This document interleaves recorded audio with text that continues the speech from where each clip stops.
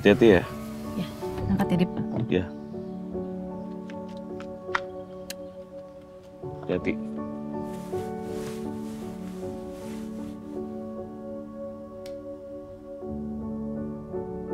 Selama ini kita bilang kalau tentang kita tuh bukan jual kartu, tapi kita jual cerita.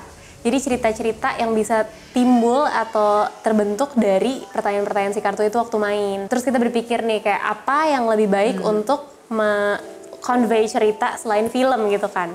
Nah terus waktu itu pas banget kita lagi scrolling YouTube, ketemu filmnya Renjana, kita tak bisa kemana-mana lagi. Terus kita jatuh cinta banget sama short movie-nya, bagus banget.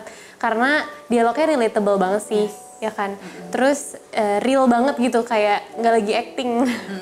Terus ya udah deh iseng kontak Kahanan dari Renjana, terus nah dari ide itu sebenarnya muncul tuh langsung, oh aku udah kepikiran, aku dan Fajri lebih tepatnya untuk brainstorming bareng, kita kira-kira mau bikin apaan ya, kira-kira mau dibawa kemana, oh aku punya cerita ini, oh Fajri punya cerita ini. Ini juga sebenarnya berkaitan dengan yang ingin saya sampaikan, saya ingin ceritakan sih, karena kalau budaya Indonesia dan Timur itu memang lebih banyak budaya yang dipendam dibandingkan diutarakan gitu loh. Jadi ingin mencoba mempush itu sih, bagaimana yang dipendam itu sampai ya menyulitkan sebuah hubungan aja.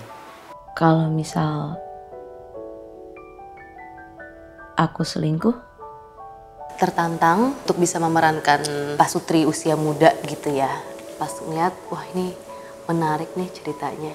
Merasa penasaran juga untuk bisa memasuki Nanda. Untuk memainkan peran ini yang benar-benar melihat istri kita punya pekerjaan yang lebih bagus, terus sementara suaminya masih belum bisa menafkahi. Dan itu juga dalam waktu yang lama. Kesulitannya di situ sih, kayak masih ada rasa ingin menang sendiri, kayak ini yang salah tuh siapa sih sebenarnya?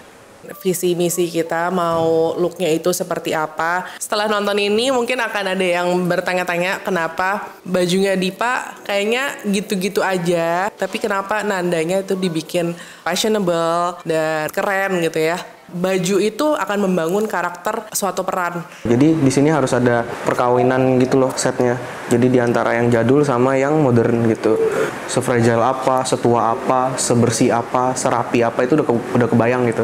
Yang set di kamar itu emang terutama apa lightingnya itu, tempat untuk kita nge-set lighting tuh lumayan terbatas banget. Jadi kayak kalau kita tembak kemana-kemana jadi bocor kemana-mana gitu. Jadi emang mesti pinter-pinter sih kemarin kita juga request lightingnya sama masang-masang lightingnya itu sih. Karena semua yang berhubungan listrik di sini tuh jadi satu tempat gitu, jadi satu sentral. Ada exhaust fan. Nah, exhaust fan ini nggak bisa dimatiin per ruangan, dia harus kayak satu tombol buat kontrol semua exhaust fan. Kalau misalnya kita barengan gitu satu tempat yang sama, pilihannya antara mau milih ada bocor suara kipas atau AC atau kita semua kepanasan. Ya, gue pengen banget ngebangun suasana yang ada happy-nya juga dan juga ada setnya gitu. Jadi gue rasa ketika gue pertama kali diberikan kepercayaan untuk bikin scoring ini, gue merasa dinamika emosi dalam film ini cukup naik turun. Jadi itu yang pengen gue juga kemas dalam musikalitas di project ini. Gue ingin bisa memberikan yang less is more lah istilahnya lah, karena biarkan film ini berbicara dan gue hanya menjadi the final touch of the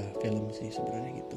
Seneng bukan main dapat bisa ngerjain film lagi kan, udah lama nggak ngerjain film lagi ya gitu. Oh, Bapak Tito? Seneng sih sebenarnya buat nge-explore idealisme tentang audio ya. Jadi bisa berkarya bareng sih, itu sih. Sama sih kalau gue kangen perdebatannya aja. Nggak tahu kenapa Renjana tuh selalu mendapatkan partner-partner dan teman-teman yang bekerja tuh sesuai passion gitu. Jadi semuanya tuh berkembang sesuai apa yang kita inginkan.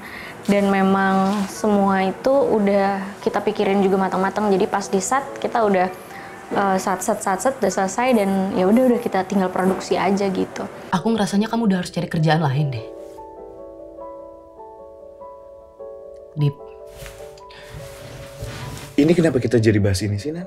Kita udah menaruh hati sebanyak-banyaknya gitu di proyek ini. Benar-benar menaruh hati sebesar-besarnya.